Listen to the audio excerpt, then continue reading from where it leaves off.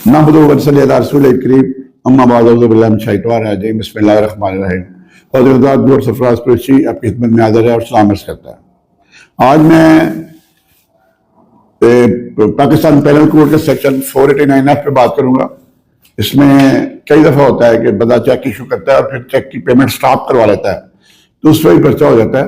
लेकिन उससे पहले मैं मुख्तसर बात करूंगा कि लास्ट जो वीडियो मैंने बनाई थी हरासमेंट केस पे, मैंने कहा था कि कर्नल साहब शरीफ आदमी हैं।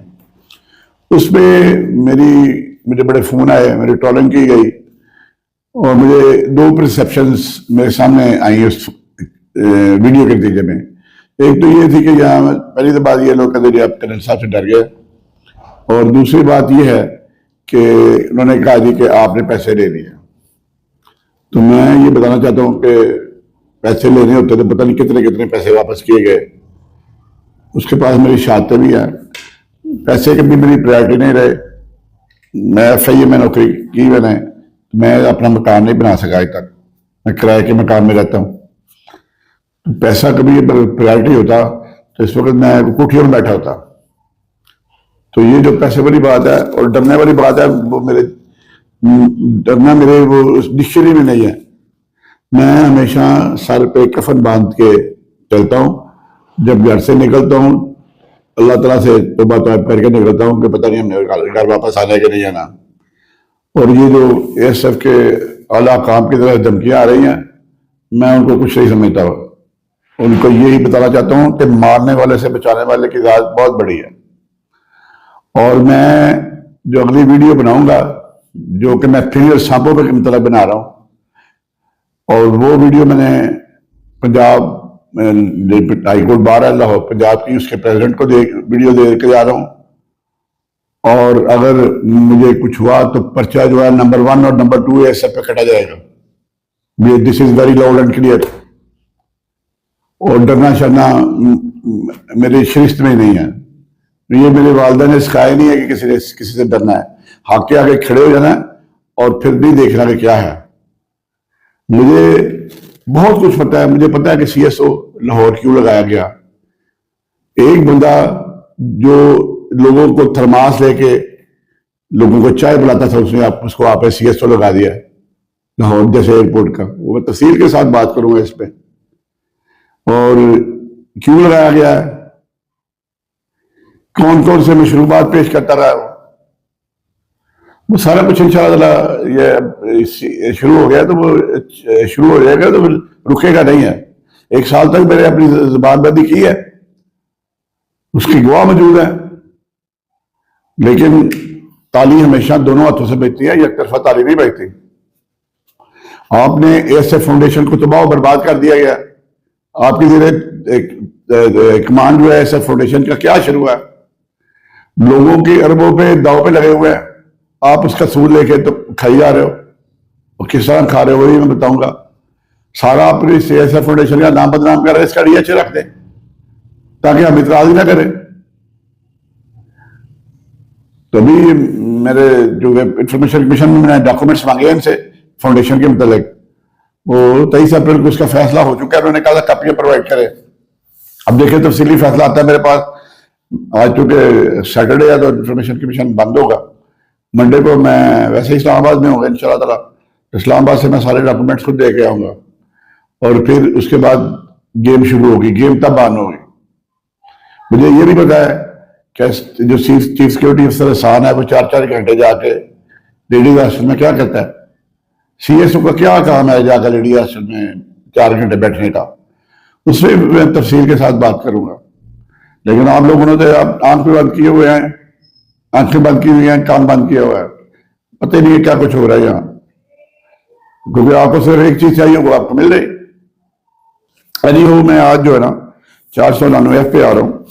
499F कहती है जी, dishonestly issuing A check, whoever dishonestly issue a check towards repayment of loan or fulfillment of an obligation which is dishonored on presentation shall be punished with the imprisonment which may be extended to 3 years। ये 3 years से अब 10 years तक हो चुकी है। वो उन्होंने जो नया कानून है उसमें एक अमाउंट अगर 10 लाख से ज्यादा होगा तो 7 साल सजा होगी, اور 20 لاکھ سے زیادہ ہوگا تو اس سے آگے زیادہ سزا ہوگا. اپ ٹو 3 years اور وتھ فائن اور وتھ آر بوتھ, سزا بھی ہو سکتی ہے اور جرمانہ بھی ہو سکتا ہے اور دونوں بھی ہو سکتے ہیں. unless can establishment for which the burden of proof shall rest on him. تو جو یہ ثابت کرنا ہے چیک دے کے جب ڈسانر ہوا ہے تو برڈن آف پروف ملزم بھی آ جاتا ہے, اسے ثابت کرنا ہے کہ میں بے گناہ ہوں. That he made arrangement with the bank to ensure the check would be dishonored and the check was at fault in not honoring the check. مطلب چیک جب ڈسانر ہوا تو اس میں بتاتے ہیں جی بینک کے ساتھ ارینجمنٹ ہونا چاہیے اور یہ ثابت کرنا ہوگا کہ چیک پریزنٹیشن میں اس کا کوئی قصور نہیں تھا. یہ مین چیز اس نے بتائی ہے جو اس میں ہے ڈس آنر ہو چیک. اگر آپ اس کی پیمنٹ آپ اس کو زبردستی گن پوائنٹ پہ یا کوئی اور طریقے سے پیمنٹ آپ کی آپ چیک لے لیں آپ اس کو اسٹاپ کروا لیں گے تو 489F نہیں لگے گا. چیک اسٹاپ کروا دیں پیمنٹ 489F نہیں لگے گی آپ پہ. اور اس کا ڈس آنر ہو گیا تو پھر 489F اٹیک کرے گی اور اس پہ سزا بھی ہو سکتی ہے آپ کو. اس میں آگے انہوں نے اسپیسیفکلی کیا ہے, اس میں اس کی جو ہے ڈسانیسٹی جو بدنیتی ثابت ہونی ہے. For the purpose of discharging an obligation which check has clearly been made a crime and applicable in the case of dishonoring check dishonestly issued by one person to another.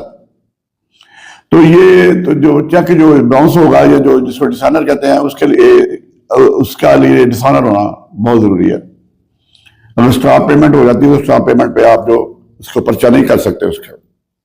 اس میں آپ جو کریمنل پروسیڈنگ بھی ہو سکتی ہے اور civil proceeding بھی ہوتی ہے اور دونوں کٹھی چل سکتی ہے. اس میں سول پروسیڈنگ کی اگر آپ کریمنل پروسیڈنگ چل رہی ہے تو سول پروسیڈنگ اسٹے نہیں ہو سکتی, وہ بھی پیدل چلے گی کیونکہ سول میں بھی انہوں نے اجازت دے دیا ہے کہ آپ آرڈر 35 رول 10 کے تحت آپ یہ کلیم بھی کر سکتے ہیں, اس کی ڈگری بھی کروا سکتے ہیں.